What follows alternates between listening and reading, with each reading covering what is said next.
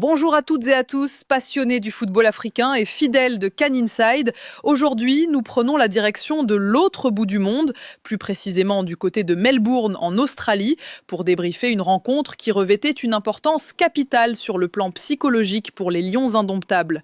Engagé dans ces FIFA Series 2026, le Cameroun, 45e nation au classement FIFA, affrontait la modeste équipe de Chine, 93e nation mondiale.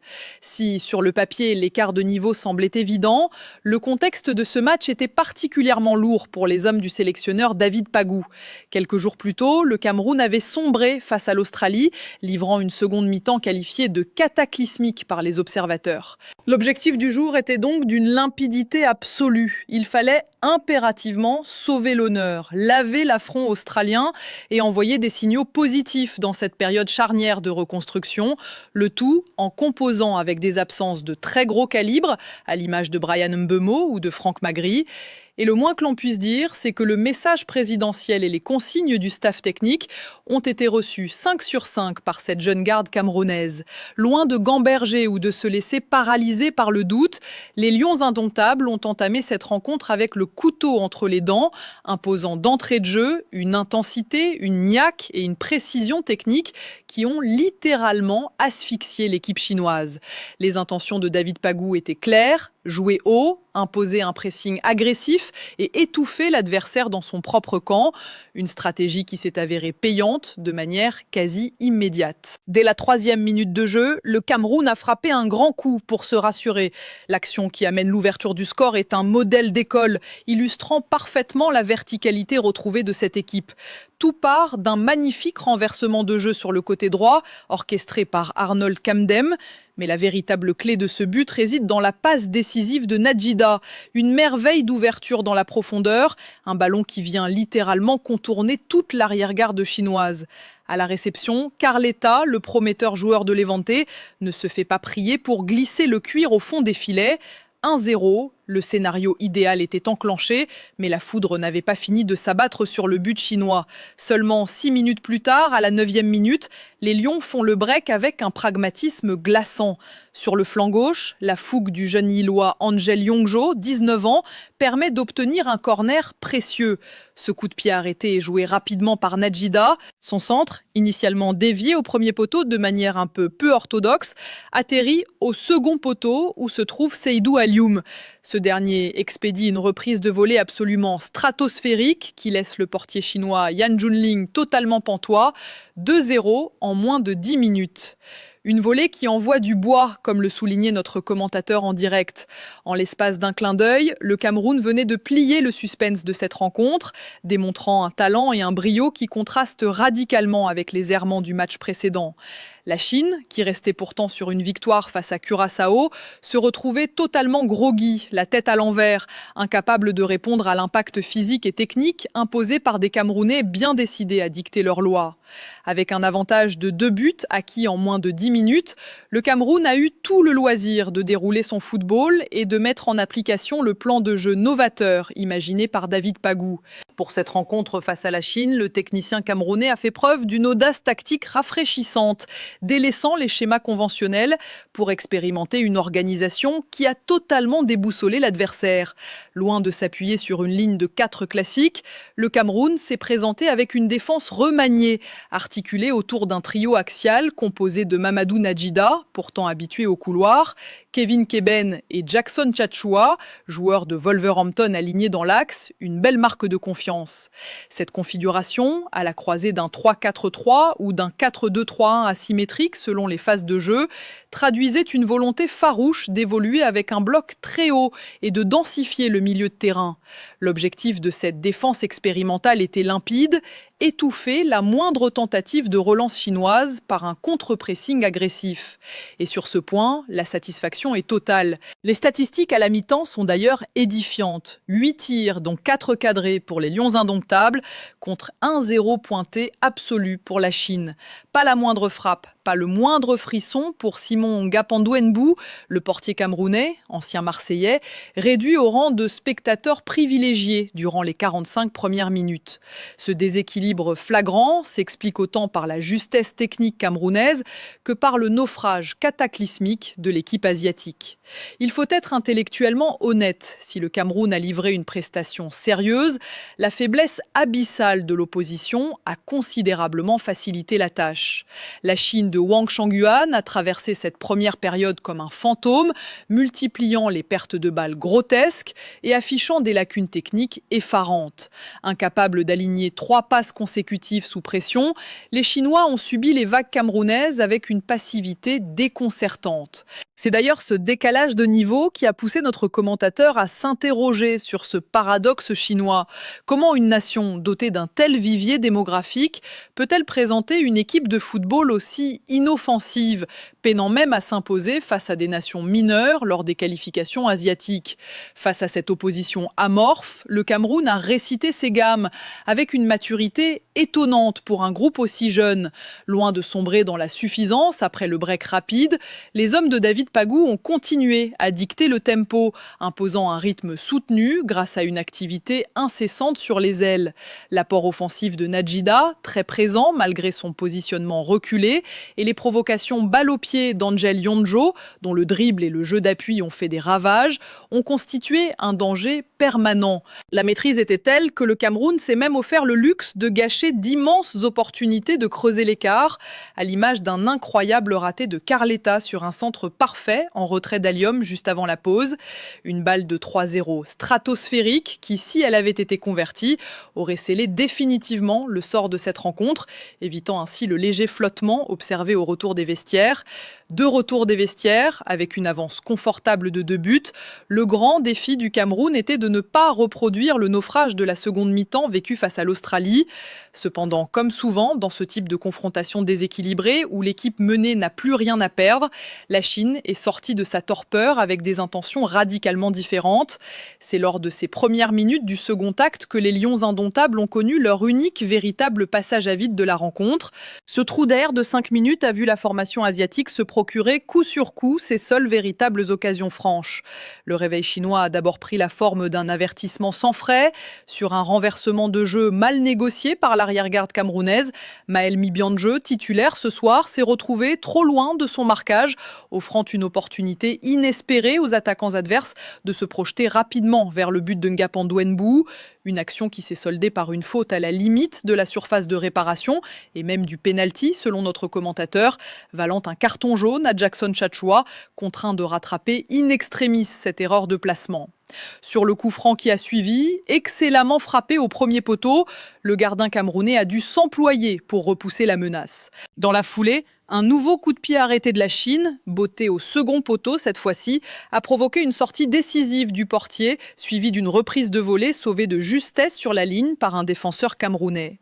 En l'espace de 4 petites minutes, la Chine s'était créé plus d'occasions que durant toute la première période. Malgré ce sursaut d'orgueil adverse, le Cameroun a su faire preuve d'une maturité tactique rassurante, un aspect fondamental pour une équipe en pleine reconstruction et composée de nombreux jeunes joueurs. Pour casser le rythme et éteindre ce court temps fort chinois, les hommes de David Pagou ont eu l'intelligence de ralentir le tempo de la rencontre, multipliant les phases de possession et imposant un faux rythme qui a inévitablement endormi le match. Cette gestion pragmatique, si elle a pu sembler moins spectaculaire pour les observateurs neutres, était indispensable pour reprendre le contrôle total des événements sans se découvrir. Une fois la tempête chinoise passée, le Cameroun a repris sa marche en avant, se créant à nouveau de multiples balles de 3-0. À la 52e minute, l'intenable Seydou Alioum a allumé la première mèche de la seconde période avec une reprise de volée puissante qui a mis le gardien chinois à rude épreuve. Les vagues se sont succédées, orchestrées par les fulgurances d'Angel Yonjo, dont la pointe de vitesse et l'envie de provoquer ont été des atouts précieux sur le flanc gauche. Malheureusement, ce festival d'occasions s'est heurté à un manque criant de réalisme. Illustration la plus frustrante de cette inefficacité devant le but est intervenue en fin de match, 72e. Sur un service impeccable de l'entrant Oliver Kamdem, Dani Namasso a réalisé un petit exploit technique avec un double contact ravageur dans la surface de réparation avant d'expédier inexplicablement le ballon à côté du cadre. Ces occasions manquées, répétées tout au long de la rencontre, laissent un petit goût d'inachevé achevé à cette victoire maîtrisée, car avec 17 tirs au compteur contre 6 seulement pour la Chine, l'addition aurait dû être bien plus lourde. Si la seconde mi-temps a été globalement marquée par une gestion pragmatique du rythme de la part des Camerounais, la fin de rencontre a paradoxalement offert un spectacle haché, ponctué d'incidents disciplinaires inattendus au vu de la physionomie du match. L'événement le plus marquant de ce second acte ne s'est d'ailleurs pas déroulé sur la pelouse, mais bien sur le banc de touche. À la 55e minute, un coup de sifflet arbitral jugé incompréhensible par le clan camerounais a provoqué la colère noire de David Pagou. Le sélectionneur des Lions indomptables, ultra furieux selon notre commentateur, a laissé éclater sa frustration de manière un peu trop ostensible au goût de l'arbitre australien de la rencontre. Résultat immédiat, un carton rouge direct obligeant Pagou à suivre la fin du match depuis les tribunes. Une sanction sévère, peut-être consécutive à un excès de nervosité, mais qui témoignait paradoxalement de l'implication totale du coach dans cette rencontre, même face à une adversité limitée. Ce moment de flottement disciplinaire a semblé contaminer brièvement les joueurs sur le terrain. Alors que le Cameroun maîtrisait sereinement son sujet, un geste maladroit et potentiellement dangereux d'un joueur chinois, un tacle non maîtrisé, a nécessité une vérification vidéo. Checking possible red card. Finalement, l'arbitre a opté pour la clémence, ne sortant pas de carton rouge. C'est finalement le Cameroun qui terminera la rencontre en infériorité numérique. Dans les arrêts de jeu, Stéphane Keller, prêté à Alavés, a écopé d'un second carton jaune, synonyme d'expulsion. Une frustration palpable pour le joueur, auteur d'une faute d'anti-jeu grossière pour stopper une contre-attaque chinoise mal négociée, qui aurait pu se transformer en une sanction encore plus lourde. Terminé à 10 contre 11 face à la Chine relève de l'anecdote sur le plan comptable, mais cela rappelle l'exigence de concentration requise jusqu'au coup de sifflet final au niveau international. Malgré cette fin de match décousue sur le plan disciplinaire, David Pagou, avant son expulsion, et son staff ont profité de l'avance au score pour opérer une large revue d'effectifs. L'objectif était clair, concerner tout le groupe et tester la profondeur de banc dans ce processus de reconstruction. Les entrées simultanées de joueurs comme Dani Namasso et Oliver Kamdem autour de l'heure de jeu ont apporté un second souffle bienvenu. Le pressing immédiat de Kamdem dès son entrée, confirmant ses bonnes dispositions entrevues contre l'Australie, a permis de maintenir la pression sur l'arrière-garde chinoise. Namasso, de son côté, s'est montré extrêmement disponible, pesant sur la défense par ses déplacements et ses remises, même si la finition lui a cruellement fait défaut, à l'image de son incroyable raté à la 72e minute.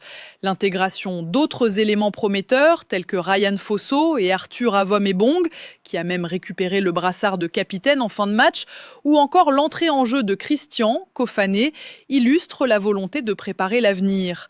Ce turnover réussi est peut-être l'un des enseignements les plus positifs de cette rencontre. Le fait que le Cameroun parvienne à conserver sa domination territoriale et sa maîtrise technique, tout en faisant tourner une grande partie de son équipe type, démontre que le message du sélectionneur passe bien au sein de ce groupe rajeuni. Les remplaçants ont faim, ils apportent de la fraîcheur et se font naturellement dans le collectif, offrant à Pagou des solutions intéressantes pour les prochaines échéances. Le coup de sifflet final retentit à Melbourne, scellant une victoire incontestable des Lions indomptables, 2-0. Un succès logique, acquis grâce à un départ canon et à une maîtrise technique qui n'aura souffert d'aucune contestation majeure, si ce n'est un léger flottement au retour des vestiaires et une fin de match hachée par les cartons rouges. Face à une équipe chinoise d'une faiblesse abyssale, 6 tirs dont un seul cadré sur 90 minutes, le Cameroun a récité une partition sérieuse, s'appuyant sur un collectif jeune, solidaire et audacieux. Les statistiques finales, 17 tirs, 6 cadrés, témoignent d'une domination outrageuse, à tel point que le commentateur n'a pas hésité à affirmer que la Chine s'en sort très bien avec seulement ses 2 buts d'écart. Cette victoire, bien que remportée face à une opposition limitée, agit comme un véritable baume apaisant après la désillusion australienne. Elle valide les choix forts de David Pagou, qui a su remobiliser ses troupes, instaurer un système tactique innovant et responsabiliser une nouvelle génération de joueurs décomplexés, Yonjo, Najida, Alioum et Ta. L'objectif de sauver l'honneur est pleinement atteint. Ce succès offre au staff technique camerounais le luxe de travailler dans la sérénité lors des prochains rassemblements, un luxe inestimable dans le contexte souvent volcanique de la sélection nationale. Plus que le résultat brut, c'est l'attitude globale de l'équipe qui incite à un optimisme mesuré. Les cadres ont tenu leur rang, à l'image d'un Simon Ngapandou-Nbou, rassurant dans ses cages lors des rares incursions chinoises, et les jeunes pousses ont démontré qu'elles avaient les épaules suffisamment larges pour assumer la pression du maillot vert-rouge-jaune. L'abnégation, le pressing haut et la volonté constante de se projeter vers l'avant, symbolisée par l'activité incessante d'un Angel Yonjo ou les fulgurances de Seydou Alioum, sont autant de signaux positifs pour l'avenir. Le processus de reconstruction, initié par la Fédération camerounaise de football et porté par David Pagou, semble bel et bien sur de bons rails. La route vers les prochaines échéances continentales, Cannes 2027 et Mondial 2030, est encore longue et pavée d'embûches. Le Cameroun devra confirmer ses belles dispositions face à des adversaires d'un tout autre calibre, capables d'exploiter la moindre faille défensive ou de sanctionner le manque de réalisme offensif. Les nombreuses balles de 3-0 vendangées ce soir en sont la preuve. Mais en s'appuyant sur cette base de travail solide, sur cette génération montante, talentueuse et sur un état d'esprit irréprochable, les Lions indomptables ont prouvé qu'ils conservaient cette capacité de résilience qui a forgé leur légende. Et vous, chers supporters des Lions indomptables, quel est votre bilan de cette rencontre face à la Chine? Êtes-vous rassurés par la prestation globale de l'équipe, malgré la faiblesse de l'adversaire? Quels sont les jeunes joueurs qui vous ont le plus impressionné aujourd'hui? Yonjo, Nadjida, Alioum? Le système tactique expérimental de David Pagou vous semble-t-il être une option viable pour l'avenir?